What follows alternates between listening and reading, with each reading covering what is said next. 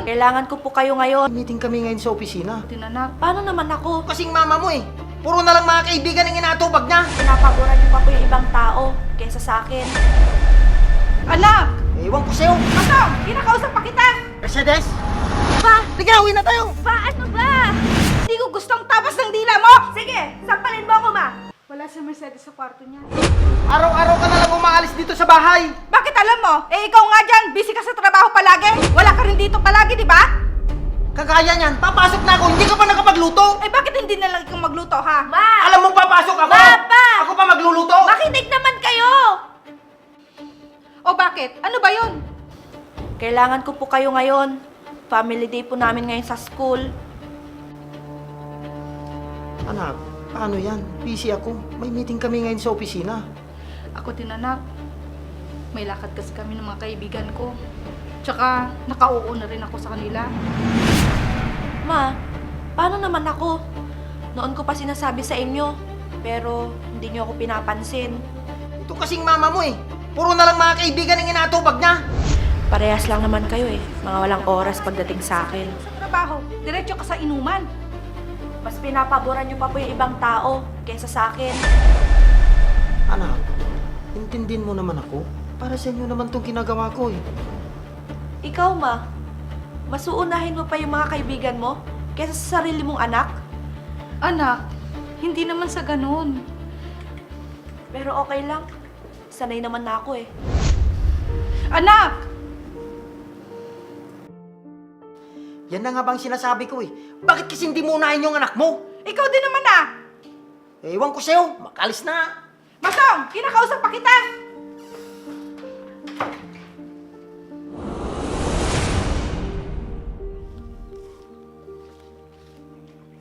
Nandito ka lang pala. Kanina pa kita tinatawag sa inyo. Oh, ba't parang malungkot ka? Nag-away kasi kami ni Mama at Papa. Bakit naman? Hindi na ako pupunta sa family day, Vince. Ha? Alam mo namang masaya dun, di ba? Bakit hindi ka sumama? Paano ako pupunta doon? Eh wala naman doon yung mga magulang ko. Mabuti ka pa. Sinusuportahan ka ng mga magulang mo. Samantalang ako, hindi. Paano? Wala naman silang mga pakialam sa akin. Alam mo, siguro may mga dahilan na may mga magulang mo. Oo, meron. Hindi ba nila ako pwedeng pagbigyan kahit isang beses lang na makasama ko din sila? Huwag ka na malungkot. Andito naman ako. Mabuti ka pa. Laging andyan. Hindi ako iniiwan kapag kailangan ko ng kausap. Siyempre naman, best friend kita eh.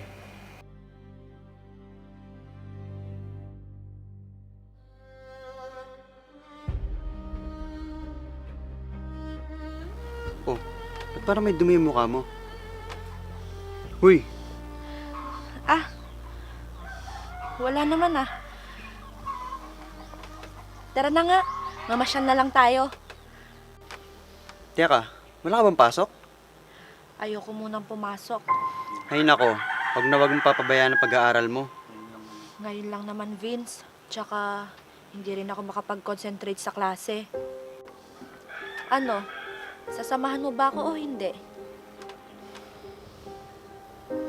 Sige na nga, Yan yung gusto ko sa'yo eh. kundi lang kita mahal eh. Anong sabi mo? Wala, sabi ko, mahal kita as friend, di ba? Okay. Tara na nga sa mall. Sige, tara na nga.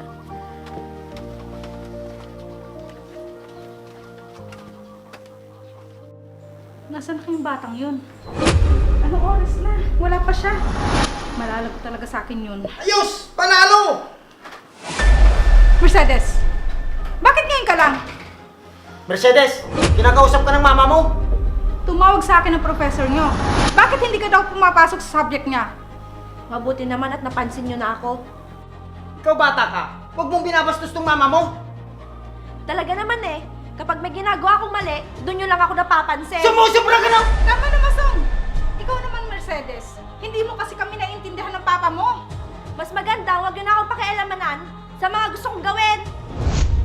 Itong batang hindi makaintindi. Paano na nga tayo mag-ina dyan?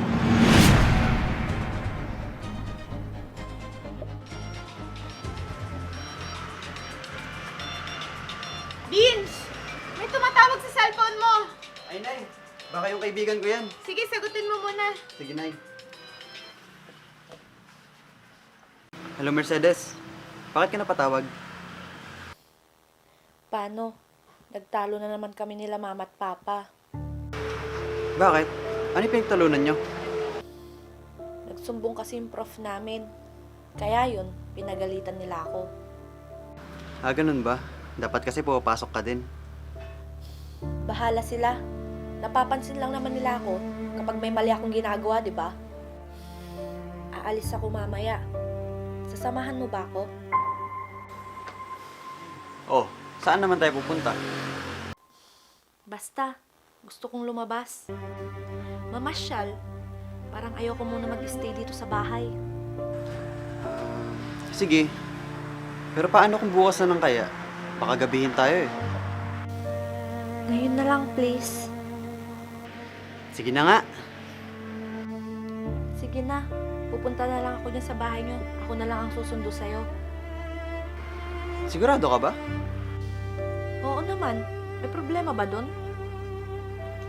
Ah, wala naman. Sige na, maligo na muna ako. Sobrang init eh. Sige, ako rin.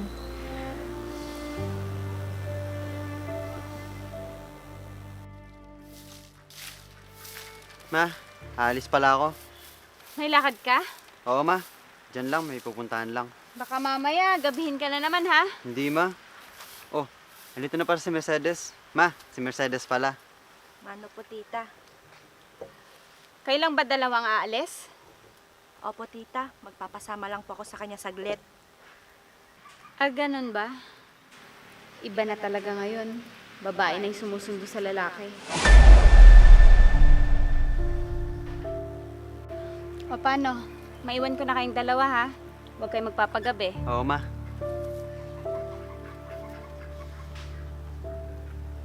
Uy, ano na? Tara na. Ah, sige, tara.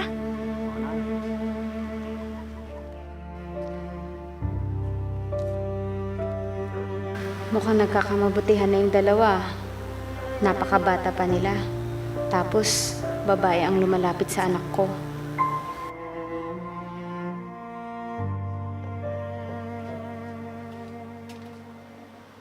O Vince, mabuti at dumating ka na. Sakay nang galing ni Mercedes. O, ma. Upo ka muna. Buti sumasama sa'yo si Mercedes. Hindi pa siya pinagsasabihan ng mga magulang niya? Nay, kaibigan ko lang si Mercedes. Tsaka wala naman kami ginagawa masama.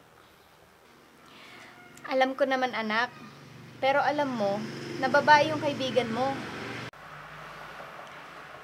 Maganda si Mercedes.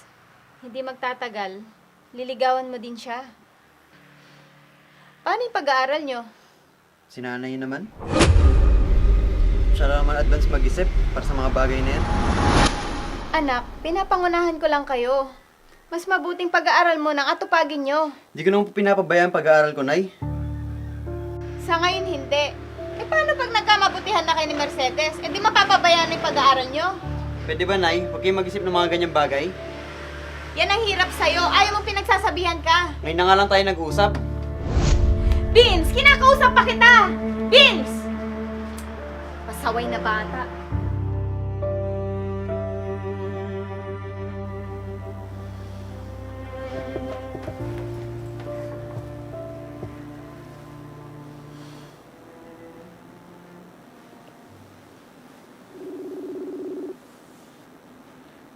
Vince, ano? Susunduin ba kita dyan sa inyo? Huwag na, Mercedes. Magkita na lang tayo. Okay, sige. Ganito na lang. Doon na lang tayo magkita sa plaza. Ah, sige. Doon na lang.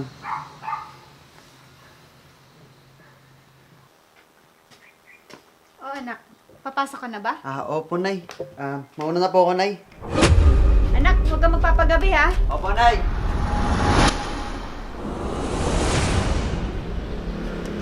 Oh, Mercedes, kanina ka pa ba dito? Hindi naman. Sakto lang. Hindi ka ba papasok? Vince, may sasabihin sana ako sa'yo. Ano naman yun?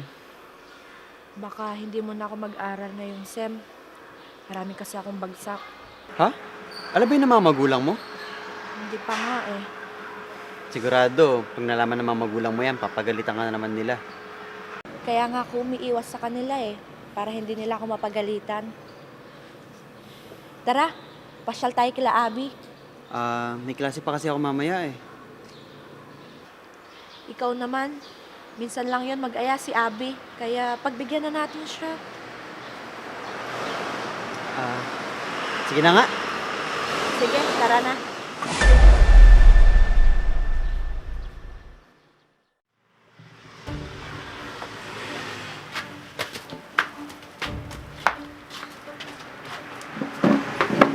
Uy, Vince, ano? Kaya mo pa?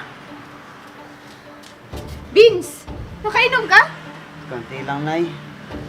Pasensya na po, tita. Sinama ko po kasi siya sa bahay ng kaibigan ko. Kaya napainom po siya. Alam mo ba na hindi umiinom yung anak ko? Nay, walang kasalanan dito si Mercedes. At pinagtatanggol mo pa talaga yung kaibigan mo? Sige po, aalis na po ako. Pasensya na po talaga kayo. Hindi ka na nga, Vince. Pumasok na tayo sa loob.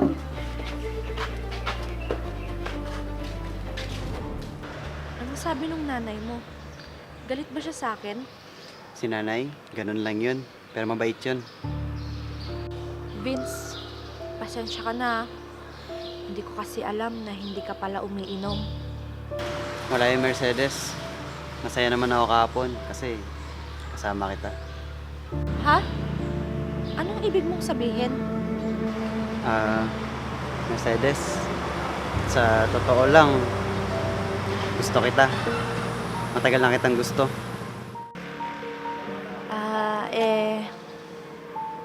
Ako rin, Vince. Matagal na din kitang gusto. Hindi ibig sabihin nun, tayo na? Oo. Salamat. Pero, paano yan? Baka hindi ako gusto ng nanay mo para sa'yo. Magugustuhan ka nun, huwag ka mag-alala.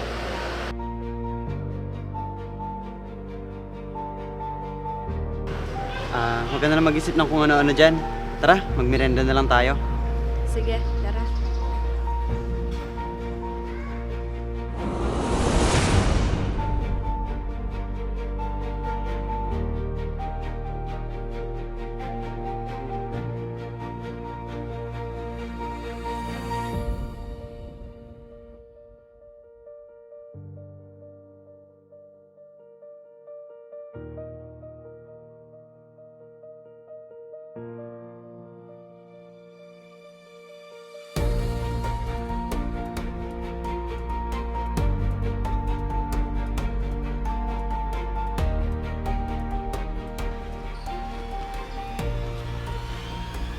Si Mercedes yun ah. Mercedes? Pa! Sino yung kasama mo? Si Vince po pa. Kaibigan ko po. Kaibigan? Halika nga dito, bata ka. Hindi ako naniniwala na kaibigan mo lang yan. Ano ba pa? Ano? Boyfriend ko si Vince? Ano pa? Masaya ka na? Sinasabi ko na nga ba? Kaya pala palagi kang wala sa bahay dahil nakikipagkita ka sa lalaking to. Halika, uwi na tayo. Pa, ano ba? Sige Mercedes, uwi na din ako. Halika na, uwi na tayo. Oo na, uuwi na ako.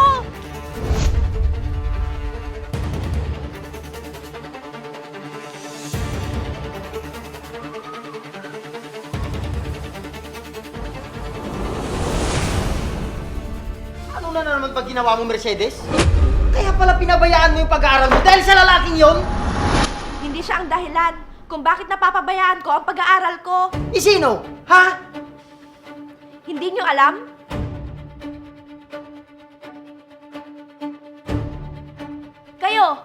Kayo ang dahilan ni Mama kung bakit hindi ako pumapasok sa klase ko. Kami pa talaga? Kami ang nagpapakahirap para sa kinabukasan mo! Oo, dahil hindi niyo ako binibigyan ng panahon ni Mama. Puro trabaho at mga kaibigan na lang ni Mama ang mahalaga para sa inyo. Samantalang ako, binabalewala nyo. Kaya si Vince lang ang umuunawa sa akin. Siya lang pa. Basta! Hindi ka pwedeng makipagkita sa Vince na yun! Simula ngayon! Bakit ba kayo nagsisigawan? Dinig na dinig sa labas ang mga boses ninyo. Paano? Yang anak mo, may kasintahan na! Ano? Sino? Eh di tanungin mo yung anak mo! Mercedes, totoo ba yung sinasabi ng papa mo? Oo, bakit? Pati rin ba ikaw pagbabawalan mo ako? Hindi ko gustong tapas ng dila mo! Sige, sampalin mo ako, Ma. Diyan naman kayo magaling, di ba? Ang Tama na! sakit ako. Pumasok ka na sa kwarto mo!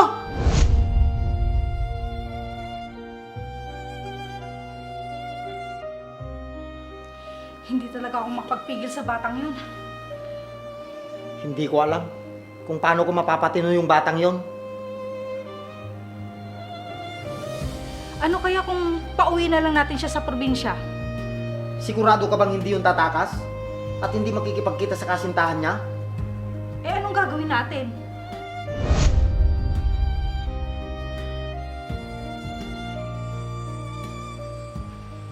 Mercedes? Mercedes?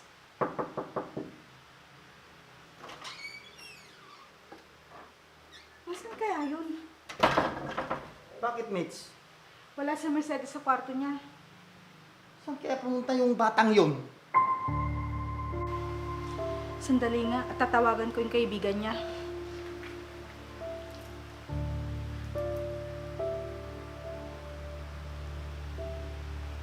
Hello, Abby. Nandiyan ba si Mercedes? Ganun ba? O sige.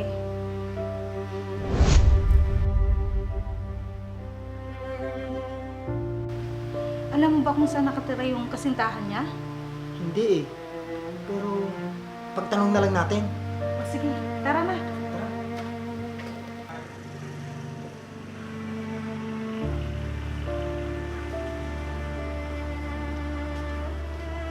Mercedes? Ano ginagawa mo dito? Vince, ayoko na sa bahay, kaya umalis na ako doon. Ha? Maupo ka nga muna.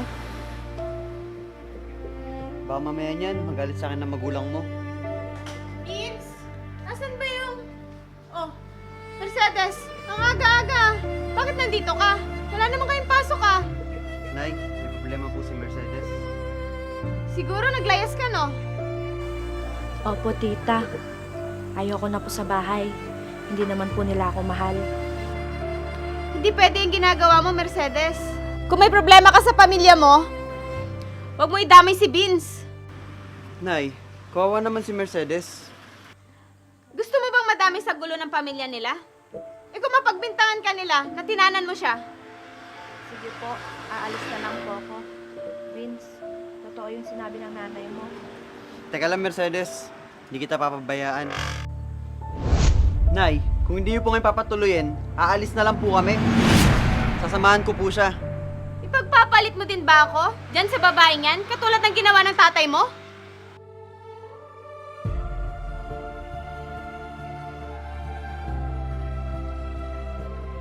Nay, wag mo ko ikumpara kay tatay. At sana naman, intindi mo ang sitwasyon niya. Vince, tama na. Huwag ka na makipagtalo sa nanay mo. Aalis na ako. Mercedes, kaya ka lang. Vince! Bumalik ka nga dito! Vince!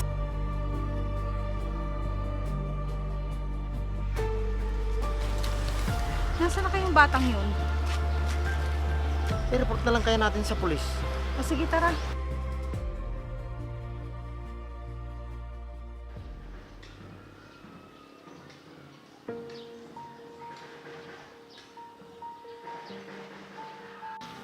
Mercedes, ihatid na lang kaya kita sa inyo. Baka nag-aalala ni mga magulang mo sa'yo. Hayaan mo sila. Kung hindi ka nila tatanggapin bilang kasintahan ko, hindi na ako babalik sa kanila. Hindi rin naman magiging maganda ang tingin nila kung konsinting kita sa gusto mo. Anong gagawin ko? Iuwi kita. Kakausapin ko ang magulang mo at humingi ka ng tawad. Pero Vince, sila ang may kasalanan kung bakit ako nagkakaganito. Hindi, Mercedes. Ikaw din naman yung pagkukulang.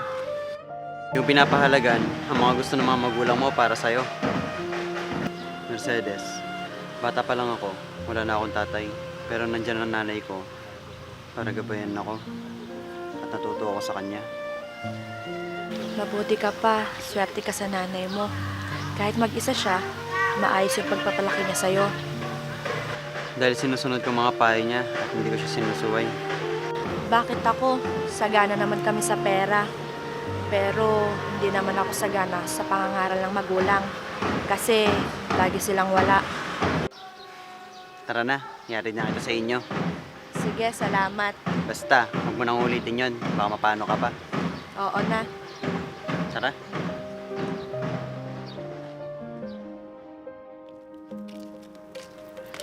Sana makita na natin si Mercedes.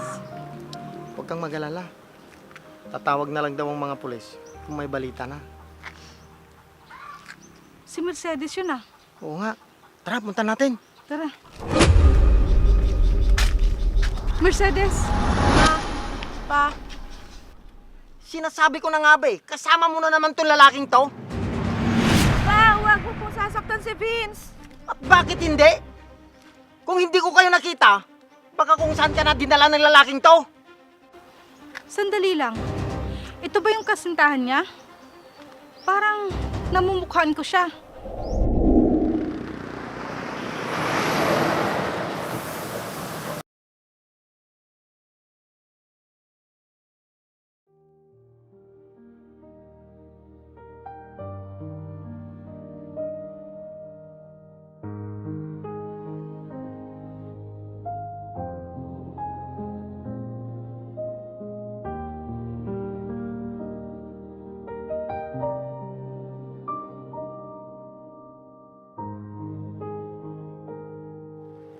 Ito ang bayad, Iho. Naku ma'am, huwag na po. Iho, mahal ang gasolina ngayon, kaya kunin mo na. Tama nga si ma'am. Pambaon din to. Salamat po. Iho, taga saan ka? Diyan lang po sa kabilang barangay. Ah, ganun ba? Siguro nag-aaral ka kasi naka-uniform ka. Opo ma'am, kakauwi ko lang po. Sa totoo lang po niyan, kapag wala po akong pasok, namamasada po ako. Ang bait mo namang bata. Sana lahat ng anak katulad mo. May anak na po pala kayo? Oo naman, kasing edad mo siya. Babae, kaso nagre-rebelde siya. At akala niya napapabayaan na namin siya. Ang hindi niya lang alam, busy lang kami sa trabaho namin. Para sa kanya din naman yon. Ang maganda po niyan ma'am, kausapin niyo po ang anak ninyo para maintindihan niya po ang sitwasyon niyo. O siya, sige na. Baka nakakaabalan ako sa pamamasada mo. Ay hindi naman po ma'am. O siya, sige. Salamat ulit.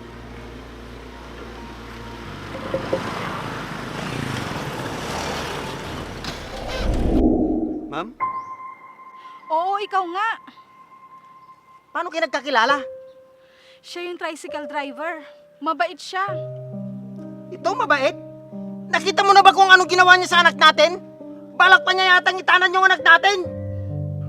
Pa, hindi po ganun si Vince. At talagang pinagtatanggol mo pa tong kasintahan mo na yan? Sir, pasensya na po kayo. Anong pasensya? Kung hindi namin kayo nakita, baka napahamak na yung anak namin. Pa, hindi niya po gusto yung ginawa ko. Kaya nga po, uuwi na po sana ako sa bahay. Masong, sa tingin ko, nagsasabi ng totoo yung anak natin. Mabait yan si Vince. Alam ko yun. Ma, pa, pasensya na po kayo kung umalis po ako ng bahay. Kasalanan ko po talaga, hindi po kasalanan ni Vince. Anak, alam mo ba, pinag-alala mo kami. Hindi namin alam kung saan ka mahahanap. Mabuti na lang nandito si... Vince po ma'am, yun po ang pangalan ko. Salamat, Vince, ha. Mabuti na lang ikaw ang sinamahan ng anak ko. Opo, ma, mabait po yan si Vince. Nung panahong wala po ako, siya lang po yung kinakausap ko. At pinapayuhan niya po ako kapag hindi po ako nakakagawa ng hindi maganda, lalo na po sa inyo. Oo, naiintindihan ko na. Mabuti naman kung ganun. Iho, sinsya ka na kung nakasigat kita. Wala po yan. Akala ko kasi hindi ka naging magandang impluensya sa anak ko. Wala po yun, sir. Ayoko din po mapahamak ang anak nyo. Umuwi na muna tayo sa bahay, anak, para makapagpahinga ka. Siya nga pala, Vince. Mas maganda kung sa bahay na lang kayo mag-usap ni Mercedes para nakikita namin kayo. Opo, sir. Ginagalang ko po ang anak ninyo. Sa katunayan po niyan, gusto po muna namin makapagtapos ng pag-aaral. Tama yon. Sa panahon ngayon, mahirap ang padalos-dalos, lalo na mga bata pa kayo. Ma, alam po namin yon. Kahit ganito po ako, nag-iingat din naman po ako. Sige na, Vince. Mauna na kami sa'yo. Sige po, mauna na rin po ako. Maglalakad na lang po ako. Sige Vince, mag-iingat ka ha. Maraming salamat. Vince, pasensya na sa abala ha. Wala yun. Basta ikaw, sumunod ka sa magulang mo para hindi kayo nag-aaway. Oo, sige.